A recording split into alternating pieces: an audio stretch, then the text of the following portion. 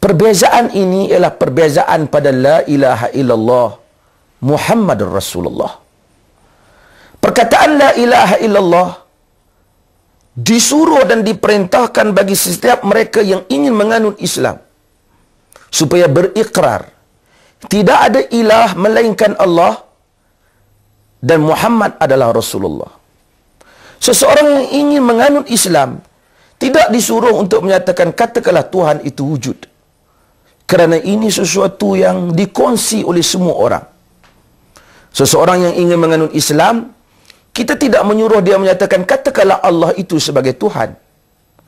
Tetapi setiap para nabi datang menyeru manusia supaya manusia berikrar dengan penafian la ilaha, tidak ada yang diabdikan diri melainkan Allah dan Muhammad adalah Rasulullah. Maksudnya akidah seorang Muslim bermula dengan menolak dan menafikan segala-galanya. Ia menafikan segala bentuk pengabdian diri yang wujud di atas dunia ini dan wujud di dalam jiwanya sebagai seorang Muslim. Umpamanya, saya katakan saya berikan barang ini kepada awak. Ia berbeza dengan saya menyatakan saya tidak memberikan barang ini melainkan pada awak. Ayat saya yang kedua menunjukkan seseorang yang mengambil barang tersebut tidak boleh memberikan kepada siapa hanya untuk dimiliki oleh dirinya sendiri. Tetapi jika saya katakan saya berikan barang ini pada awak, ia bermaksud kita boleh memilikinya dan menggunakannya dan meminjamkan benda itu kepada sesiapa saja.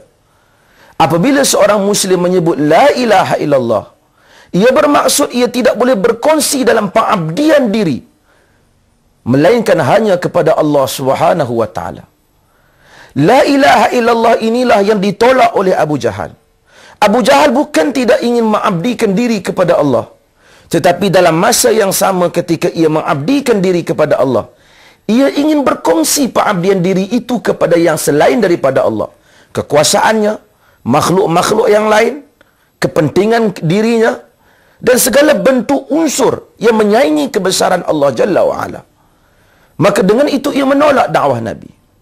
David yang Kristian bukan tidak percaya tentang Allah, tapi dalam masa yang sama kepercayaan itu, ia ingin berkongsi kebesaran itu.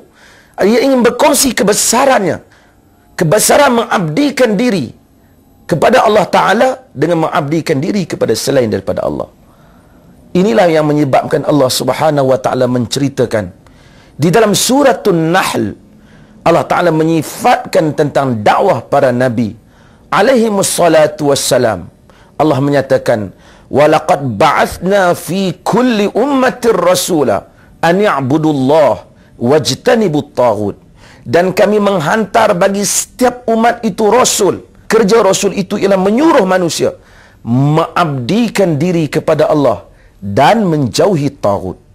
Bukan sahaja mengabdikan diri kepada Allah, ia tidak memadai, mesti dalam masa yang sama ia bertindak menjauhi, menghadapi, menentang setiap yang menyanggahi Allah Subhanahu wa taala. Maka akidah Islam bermula dengan menafikan la, tidak ada, illa, kecuali. Setelah ditolak segala-galanya, ditetapkan hanya untuk Allah Subhanahu wa taala, maka dikatakan illallah. Apabila seorang Muslim berikrar dengan ikrar yang seperti ini, barulah dia diiktiraf memasuki daerah Islam, barulah dia diiktiraf memasuki daerah iman. Inilah Islam yang dibawa oleh Rasul. Bukan Islam sekadar menyatakan Allah sebagai Tuhan, tapi Islam yang berikrar bahawasanya tidak ada yang diabdikan diri melainkan Allah Subhanahu wa taala. Akidah yang menafikan syirik, akidah yang menolak segala kebesaran melainkan Allah Subhanahu wa taala. Dan berikutnya Muhammad Rasulullah, tidak ada jalan untuk memahami agama ini melainkan dengan jalan yang dibawa oleh insan yang bernama Muhammad, yang ditabalkan oleh Allah Subhanahu wa taala menjadi rasul. Sidang penonton yang dimuliakan, kerana inilah Abu Jahal yang percaya kepada Allah berperang dengan Nabi Muhammad. Kerana inilah tentera-tentera Quraisy tentera-tentera Kristian, tentera-tentera Majusi Parsi, mereka terpaksa berperang dengan insan yang bernama Muhammad. Bukan kerana mereka menolak kepercayaan kepada Allah, tetapi kerana seruan Muhammad supaya membulatkan tauhid, membulatkan pengabdian kepada Allah dalam erti yang sama, dalam masa yang sama bererti meruntuhkan segala kebesaran-kebesaran, keagungan dan penyamaan selain daripada Allah Jalla wa'ala.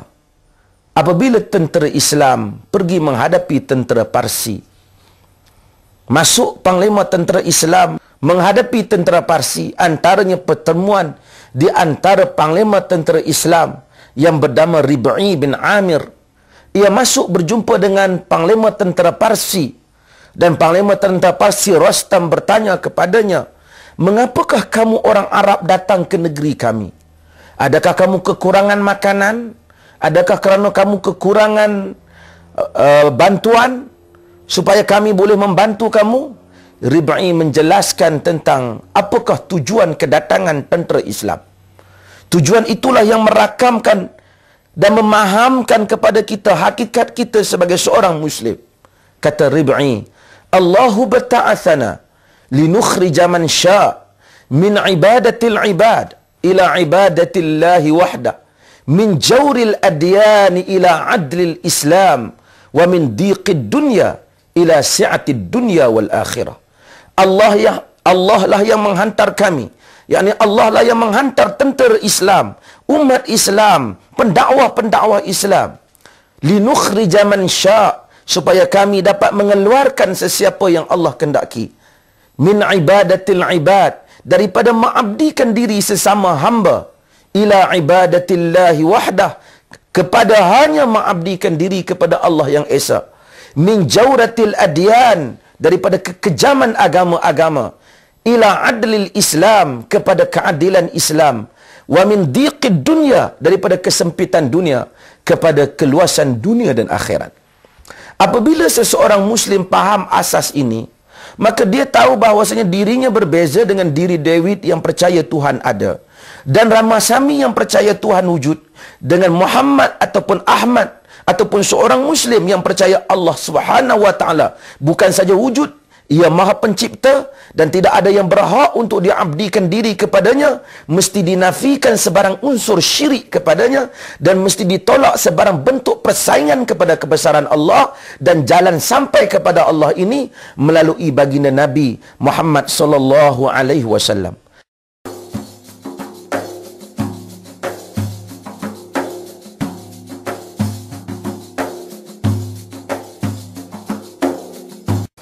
Akibat daripada orang Islam tidak memahami akidah Islam yang sebenar, kadang-kala mereka melakukan perkara-perkara yang boleh membatalkan Islam mereka, sedangkan dalam masa yang sama mereka tidak faham ataupun mereka tidak tahu.